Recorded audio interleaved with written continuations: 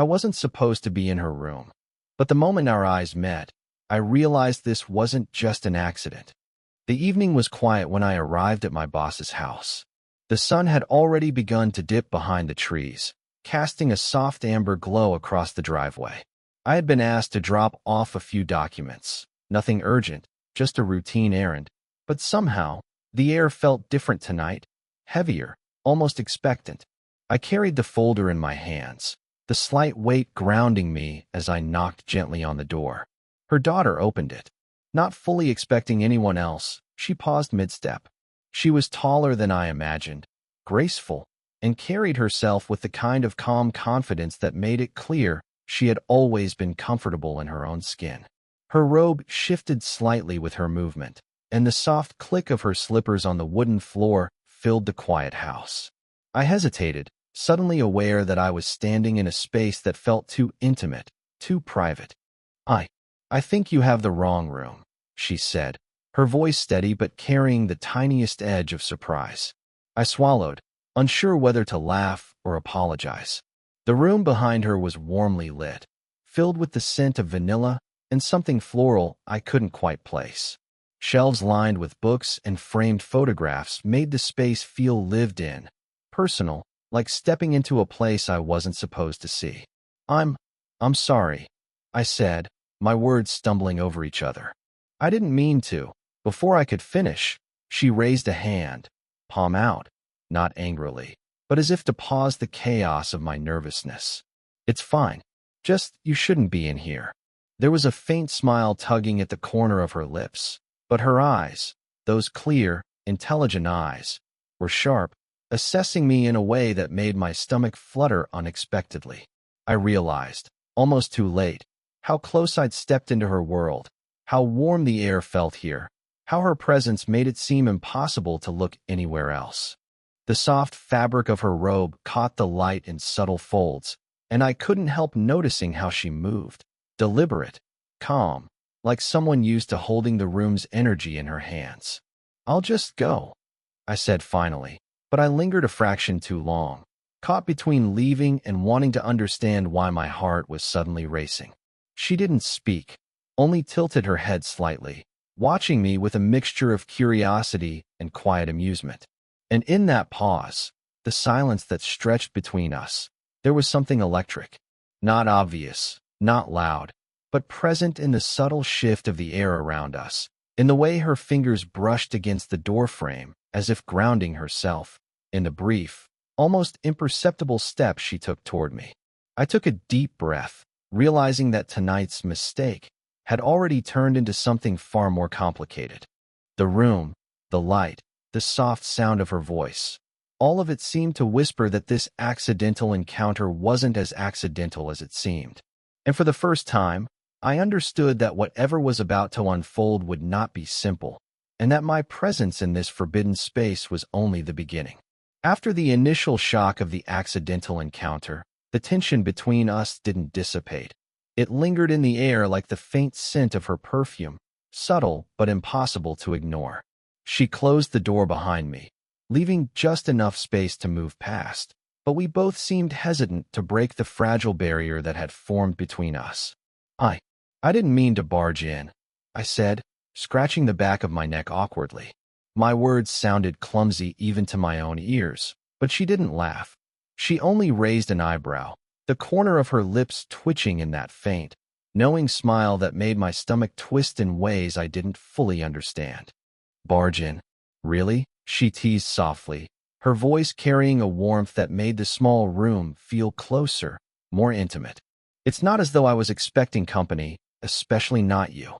I wanted to reply with something clever, something that would make her laugh, but all I could manage was a nervous chuckle. The sound of it seemed too loud in the quiet room.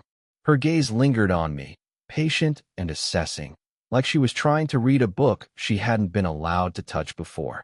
There was something in that look, a mixture of amusement, curiosity, and a spark of something unspoken, that made me want to lean just a little closer, though I didn't dare. We began moving toward a small table where the documents I'd been tasked with delivering rested. As I set the folder down, our hands brushed briefly. It was accidental, but the brush felt electric. Her fingers were warm, her touch delicate, yet it left a strange imprint on my skin, a quiet reminder that we were sharing the same space in a way that mattered more than either of us would admit. "Careful," she said lightly, withdrawing her hand, though there was no real admonishment in her tone, more a playful nudge at the tension humming between us. I caught a whiff of her shampoo as she tucked a stray lock of hair behind her ear, and for a moment, I was painfully aware of every small movement she made, the tilt of her head, the way her shoulders relaxed when she smiled, the subtle rhythm of her breathing. "I'm fine," I said, trying to regain some semblance of composure. "Just not used to, this kind of greeting." My voice trailed off. She murmured, stepping a little closer under the pretense of pointing at something on the table. The warmth of her presence brushed against my arm, and I felt a flutter I couldn't quite explain. There was no rush, no overt suggestion, only the quiet intimacy of proximity.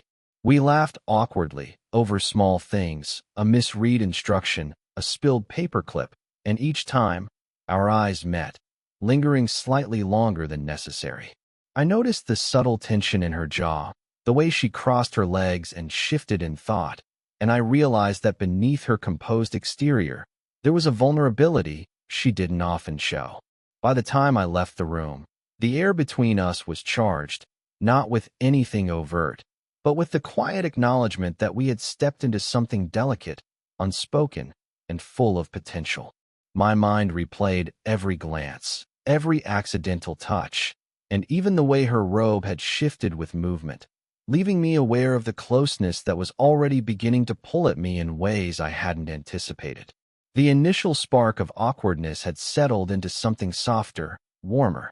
We found ourselves sitting across from each other at the small kitchen table, the evening light spilling through sheer curtains, painting the room in muted gold.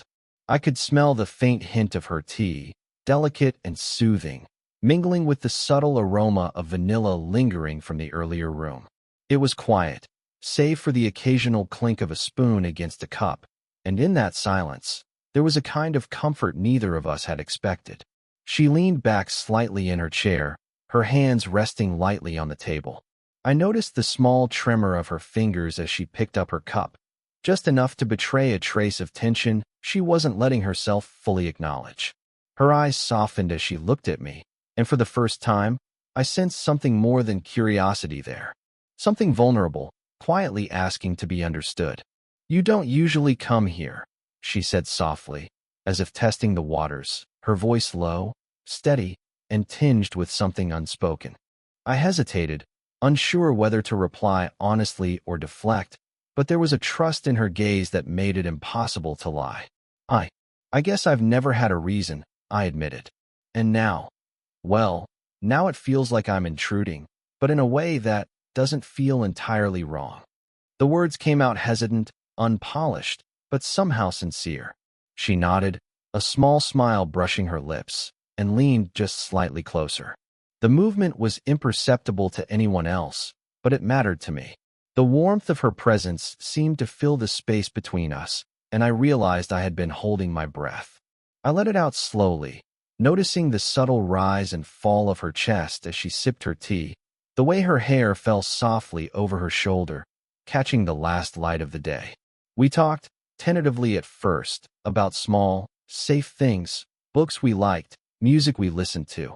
But gradually, the conversation dipped into more personal territory. She spoke of moments of loneliness, of choices she'd made that others hadn't understood. I listened, careful not to interrupt, my hand resting lightly on the table, just near hers, but not touching. Each word she shared seemed to draw us closer, not physically, but in a way that mattered more. At one point, our fingers brushed, subtle and fleeting, like an apology for the closeness we both felt but weren't yet ready to acknowledge. Her eyes met mine, lingering just a fraction longer than necessary, and I could feel the quiet steadiness of her heartbeat, the same rapid little thrill that made me aware of my own. For a long while, we just sat there, sharing stories and silences in equal measure. There was no rush, no expectation, only the gentle pull of two people allowing themselves to be seen. I realized that tonight wasn't about accidents or awkward encounters anymore. It was about connection. And in that shared vulnerability, the room itself seemed to shrink, wrapping us in a cocoon of warmth, trust, and the unspoken understanding that this, whatever it was real and delicate and only just beginning. The days that followed our first intimate conversation lingered in my mind like a quiet melody I couldn't shake. Every time I saw her, every time our paths crossed, even by accident, there was a subtle pull, a magnetic tension neither of us seemed eager to name aloud. It was as if the space between us carried its own weight, electric and fragile at the same time. One evening, I returned to the house to drop off some paperwork. The hallway was dimly lit, shadows stretching across the wooden floors. She appeared at the far end, moving with her usual composed grace, but I noticed a slight hesitancy in her step, a subtle pause in her rhythm. She was wearing a cozy sweater, and the way it fell over her shoulders made her look simultaneously familiar and unattainably distant. "Hey," I said, voice softer than intended. "Hey," she replied, her tone steady but layered with unspoken meaning.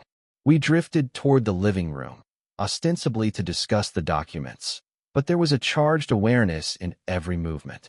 Her presence seemed to fill the room, and I felt my own heartbeat echoing in a way I hadn't anticipated. As we leaned over the papers on the table, our shoulders brushed. It was slight, accidental, or so it seemed, but the warmth of her skin against mine sent a shiver through me.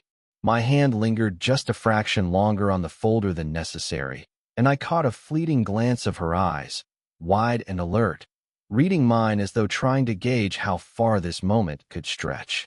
There was a pause, a silence so deliberate it spoke volumes. We looked at each other, and I realized that everything we'd been feeling, every careful step of proximity, every shared glance, was about to surface. My pulse quickened, and I became acutely aware of the way her hair smelled faintly of lavender, the subtle rise and fall of her chest, the soft curve of her shoulder against my arm. "I don't know if I should say this," she murmured, voice low, almost swallowed by the room's quiet. "You can?"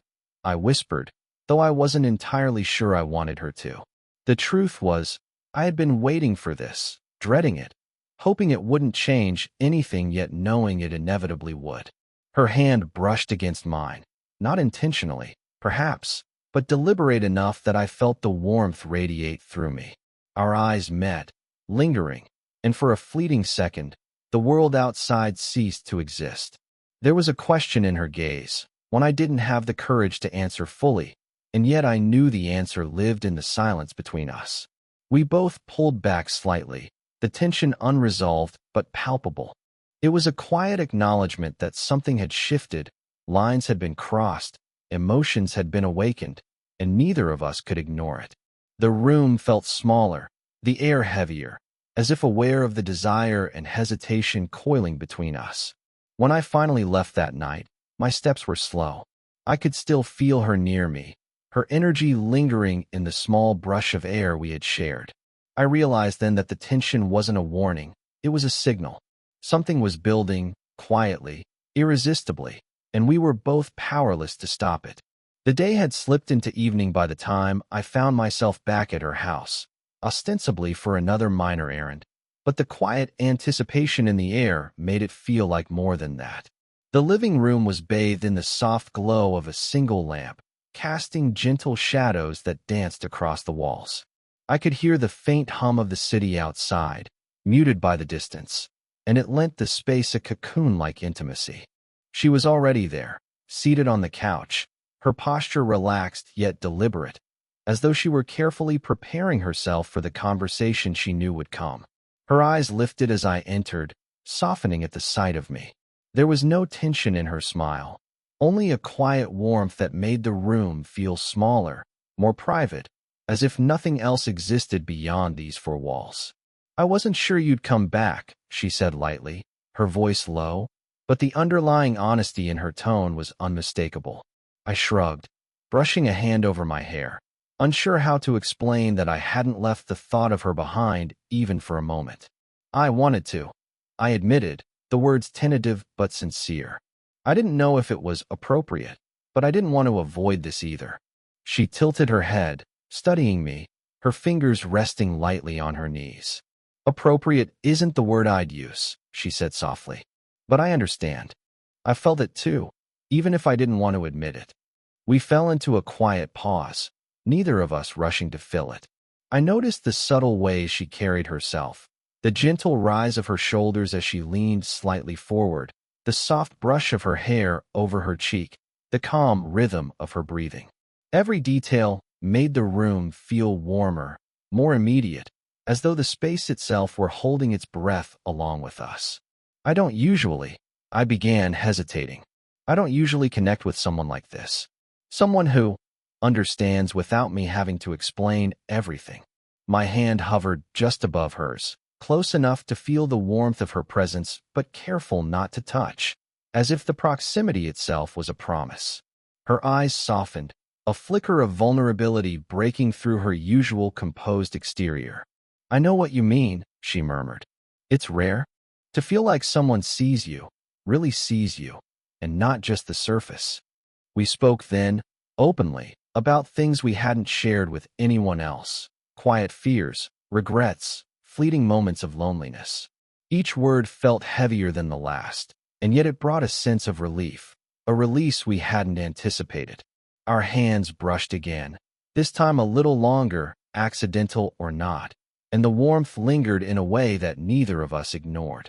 By the time the conversation wound down, the room felt different, lighter, yet charged with something new. We had crossed a threshold, acknowledging feelings without forcing a conclusion. The trust between us deepened, a quiet bond forged in shared honesty and subtle intimacy. As I stood to leave, she gave me a small, steady smile, the kind that reaches the eyes and holds them. Thank you for being honest, she said softly. I nodded, aware of the unspoken agreement lingering between us, that this was only the beginning, and that our connection, fragile yet undeniable, was worth exploring carefully, step by step.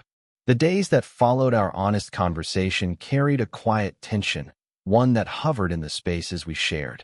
Every time I saw her, every casual brush of hands or meeting of eyes, it felt like the room itself was holding its breath, waiting for something unspoken to be acknowledged. One evening, I found myself lingering longer than usual in the living room, ostensibly to go over some minor paperwork, though neither of us seemed interested in discussing anything work-related. The soft light from a nearby lamp painted her face in warm, golden tones, highlighting the gentle curve of her cheek and the thoughtful furrow of her brow. She looked up at me, and for a moment, the words we had spoken days ago seemed to hang in the air between us. I've been thinking, she began softly, her voice hesitant but steady, as if each syllable was carefully chosen. About us, about what's happening here. I nodded, feeling my pulse quicken in that familiar, unpredictable way. Me too, I admitted, my voice lower than intended. I can't stop thinking about you. Her lips curved into a small, almost shy smile, and she leaned just slightly closer. The warmth of her presence seemed to seep into me, filling the spaces where hesitation had lingered. Her hand rested near mine on the arm of the couch, close enough to feel the heat radiating from her skin, but she didn't reach out further. That delicate restraint made the moment even more charged, the tension between us thick yet tender. I don't usually, she murmured, trailing off, her eyes meeting mine with quiet intensity.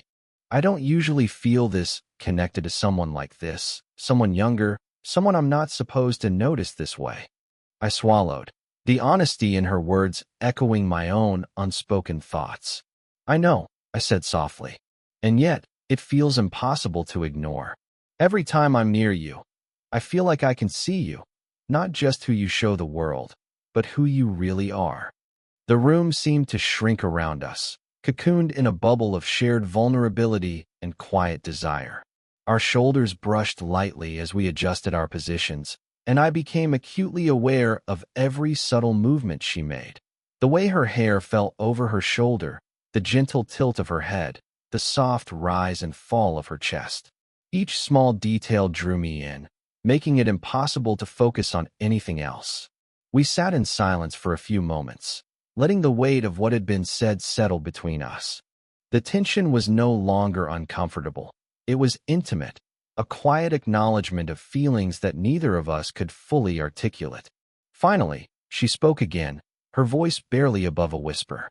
"I don't know where this will go," she admitted, "but I do know that. I want to explore it, carefully, together."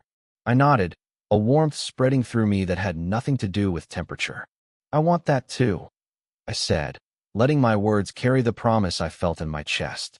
As the evening drew on, we stayed close, sitting side by side on the couch. Our hands brushed occasionally, shoulders touching, and in that subtle proximity, there was a quiet confession more powerful than any words. We didn't need to force it. Our connection spoke for itself. And in that moment, the slow burn of our relationship had moved beyond unspoken longing into a mutual, tender acknowledgement of desire and trust.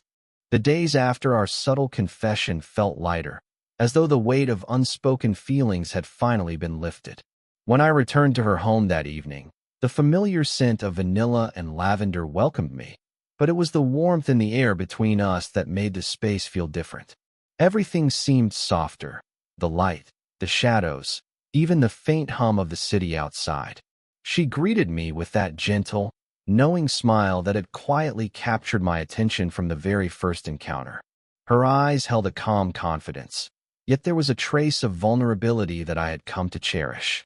The distance that had once existed between us, between caution and desire, had narrowed into something tender, steady, and entirely mutual. "I wasn't sure what to expect tonight," she admitted softly, as we settled near each other on the couch. "But it feels right somehow." I nodded, letting the words linger in the quiet room. The warmth of her presence was a comfort, subtle yet undeniable, and I realized that the slow burn of our connection had reached a new level of understanding. We didn't need grand gestures or dramatic declarations. The intimacy had always been in the small moments, the shared glances, the brushes of hands, the quiet conversations that let us see each other fully. We spent the evening talking about ordinary things, plans for the coming week, books we had been reading, music we liked, but there was a gentle rhythm to it, a quiet acknowledgement that every word, every glance, carried a deeper meaning. When our hands brushed, I felt the familiar warmth of her skin against mine, and she didn't pull away. Instead, she let her hand linger for just a heartbeat longer, a subtle promise that neither of us had needed to voice. At one point, she shifted closer, resting her shoulder lightly against mine. The contact was so natural, so unforced, that it felt like we had always been meant to share this space. I felt a steady comfort in her presence, a quiet reassurance that what we were exploring was mutual and respectful, built on trust and emotional connection rather than rush or expectation. When it was time to say goodbye, the moment was soft, gentle, and full of unspoken understanding. She gave my hand a light squeeze, and I felt the warmth travel from her fingers to my palm. Our eyes met, lingering longer than necessary, and in that silent exchange, everything we had shared, the tension, the confessions, the laughter, the vulnerability, was reflected back at us. "I'll see you soon," she said, her voice soft but certain. "Yes," I replied, a smile tugging at my lips. "Soon." As I walked away, I felt a quiet elation, the kind that comes not from grand gestures, but from the deep satisfaction of being seen, understood, and cherished. The slow-burn romance we had nurtured, filled with hesitation, respect, and tender moments, was now firmly rooted in trust and mutual affection. The connection between us was no longer just a spark of curiosity or forbidden tension. It was a steady flame, warm and enduring, promising more shared moments, more quiet glances, and more gentle touches that would continue to grow in the days ahead. And in that realization, I knew that our story, though unconventional and careful, was complete in its own quiet, satisfying way.